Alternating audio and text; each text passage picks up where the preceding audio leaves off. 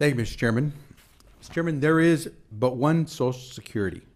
One single Social Security system provides birth to death protection for American workers and their families.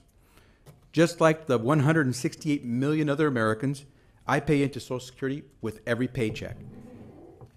My paycheck doesn't have a line that says disability insurance and a line that says retirement or survivor benefit insurance when I pay my contributions into Social Security. It has one line for Social Security contributions, FICA, FICA, Social Security.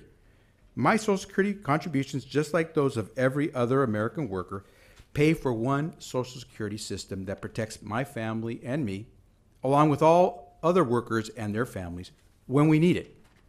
You can't break Social Security up into separate pieces.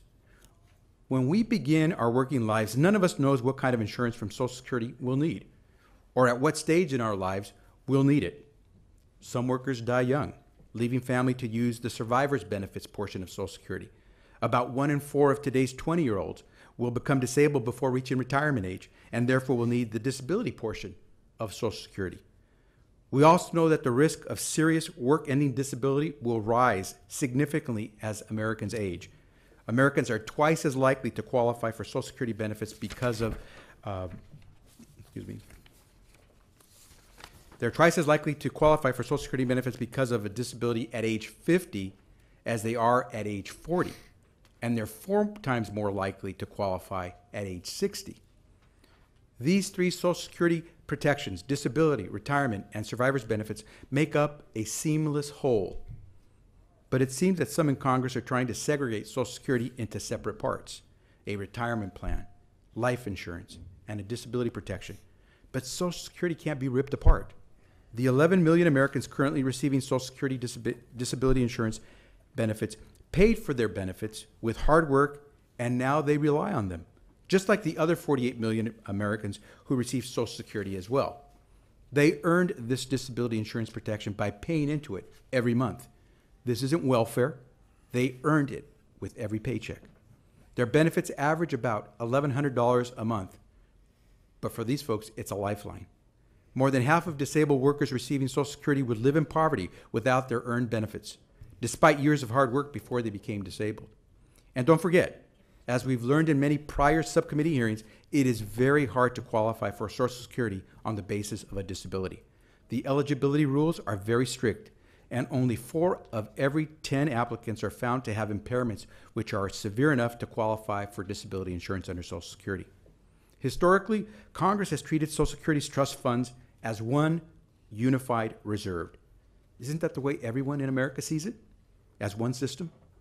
Congress has from time to time fine-tuned the Social Security contributions going into the trust fund to ensure that they are equally able to pay Americans the benefits they've earned, whether disability, survivor benefits, or retirement. Congress has never before used an accounting shortfall in one part of the system to prevent earned benefits from being paid to those who earned them elsewhere. The allocation of workers' Social Security contributions has been fine-tuned by Congress for decades, 11 times to date. But it seems like this time, some are trying to rip out Social Security's earned disability protection and make it something separate, or claim it is taking resources away from seniors. This is a manufactured crisis, and I urge folks to take a look at some of the chart that's on the screens right now. Social Security has $2.8 trillion available in its trust fund to pay full earned benefits to all recipients. The 11 million people who are facing a 20% benefit cut help build up that surplus with their contributions. However, rather than reassuring all Americans that Congress will let Social Security use its worker-funded reserves to pay 100% of earned benefits, this year it appears that my colleagues on the Republican side have adopted an unprecedented new rule that programs in a 20% benefit cut for 11 million Americans receiving Social Security disability benefits. Americans of all ages and walks of life overwhelmingly support Social Security. Mr. Chairman, I have here statements from AARP and the Alliance for Retired Americans, who represent millions of American seniors, from Paralyzed Veterans of America, who represent disabled veterans, and from 48 other groups representing disabled Americans. All of them ask Congress to let Social Security use its reserves to prevent benefit cuts, and they express concern about using earned Social Security benefits as a bargaining chip. Mr. Chairman, I ask unanimous consent to include these statements in the record. Over the long term, Mr. Chairman, Social Security does face a challenge, but it's a manageable one I look forward to addressing on a bipartisan basis, keeping in mind the vital role Social Security plays in every American's life. But the first step is to let Social Security use its own money, the money workers have contributed, to pay Americans the full benefits they need and that they have earned. And with that, Mr. Chairman, I look forward to the testimony of our witnesses. Thank you, Mr. Chairman. And actually, I think we can agree, because I think we all agree there's a challenge that Social Security. I think we could, yeah, and I would urge us, Mr. Chairman, to sit down at some point quietly, if we could, with some of the experts, the trustees and others, to have a good conversation among ourselves as members on this subcommittee, and then see what, if we can come up with something together to make sure that Social Security for the long term is not just strong and vibrant, but that it's something that people can have confidence in. So I think we can do that. And my concern is, though, that when you impose these artificial rules in our House, in the House of Representatives, that force a 20% cut to benefits, that's like holding a gun over the head of 11 million workers who became disabled and say, unless Congress does its job, 11 million people are going to see their benefits cut by 20%, when you got $2.8 trillion in the reserves of the Social Security system that they pay for. And there's where I think it becomes difficult to have a good conversation if we're doing this in a panic mode, because we got an artificial gun to the head of 11 million folks, Americans, who unfortunately became disabled after they were working and are looking to get their earned benefits. Thank you all for your testimony. Mr. Phillips, let me ask you a question, since you deal with a lot of seniors and a lot of folks who are disabled and on the disability insurance benefit under Social Security. You mentioned that about 1 million veterans in America today qualify for disability insurance benefits under Social Security. Many of them served our country. In fact, many of them have a disability as a result of their service to our country and receive these benefits. How would they be affected if this rule in the House that requires there to be a 20% benefit cut to their disability insurance benefits, how would they be affected if this Congress didn't come up with a solution and had to live with that rule? Well, the cuts... you need your microphone on. That is a very good question, and thank you for the prompt. The dilemma that you would confront is that a veteran, no matter how grievously wounded in combat or otherwise injured or disabled, would face the same reduction in benefits that the rest of the 10 million non-veterans would receive. A 20% reduction in benefit for the average worker would really be a hard hit. Currently, the average benefit is $13,980 a year. If you take that down by 20%, that becomes $11,184 a year.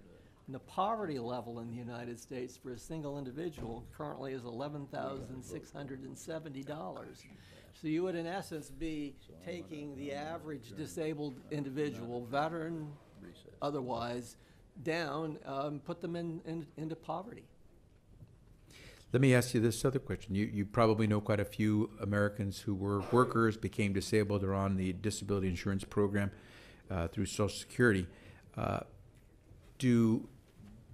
want to make sure it's clear. Do workers who become disabled and therefore get disability benefits under Social Security, did they pay into the Social Security system the way folks who are getting it for retirement paid in? Yes. The benefits can be paid only if you are insured to receive them. The way the Social Security disability insured status works is it's easier for younger workers to qualify for benefits. Because of their youth, they haven't had the opportunity yet to participate as fully in the workforce as they would if they hadn't become disabled. But yes, everybody who gets benefits has to meet the insured status. They had to have paid in enough to qualify. And do disabled workers have to reapply once they reached retirement age, 66 or so years of age? Say you became disabled on the job when you were in your 50s and you qualified for disability insurance under Social Security. You reach the age of 66. do you have to now reapply to see if you can get your Social Security retirement benefits? No, the transition is seamless. The only people I believe who are really aware of it are the actuaries and the people in the Treasury Department who debit the old age and survivors insurance trust fund for the benefits paid after the person reaches full retirement, as opposed to the disability insurance. So you go from trust one fund. to the other because it's one system, the Social Security system. It's an invisible transition. There's no notice. There's no effect on the benefit amount. You just simply, the accountants simply make a change as to which fund is being debited. Final question. Gentlemen, any of the three of you, are you aware of a proposal in Congress today that would resolve the need to do a reallocation, a fine-tuning of the two accounts so that you can avoid the 20% cut? I am not. I'm persuaded we're in a position where no matter what we do, we're going to have some inflow of funds into the DI trust fund. Okay. I would agree with that. I think there are changes that can be made in the DI program with program integrity, such as you have proposed, or continue to submit reviews that could achieve some savings, but not nearly enough to avoid depletion, and some reallocation is going to be necessary. So- I have to agree with both of them, yes. Well, thank you for your testimony, and we'll take your admonition, and I think, Mr. Chairman, we have an opportunity, I think, maybe to figure out how we can sit down and see if we can come up with something. But short of that, I don't think we should put in jeopardy the benefits that people have earned and who are now disabled. So with that, I yield back.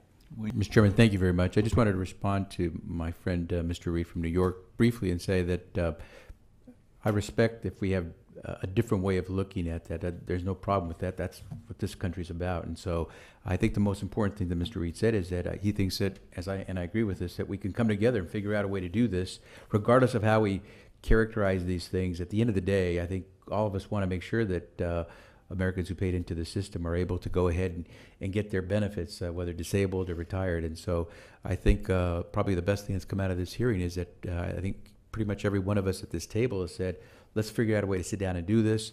Our differences should... Absolutely. I will give you my public commitment, as you have given your public commitment to me, to work on a bipartisan basis to accomplish good reforms for the disabled and the recipients of these benefits. So I appreciate that sentiment, and I look forward to working with the gentleman from California on that. I look at that as an opportunity for all of us to work together. So, Mr. Chairman, I just want to say I think it's a good start, a good hearing to be able to move forward, and I think the spirit here is to try to figure out a way to work bipartisanly on this, and I hope we're able to achieve that. With that, I yield back, and I thank you for giving me a moment to speak.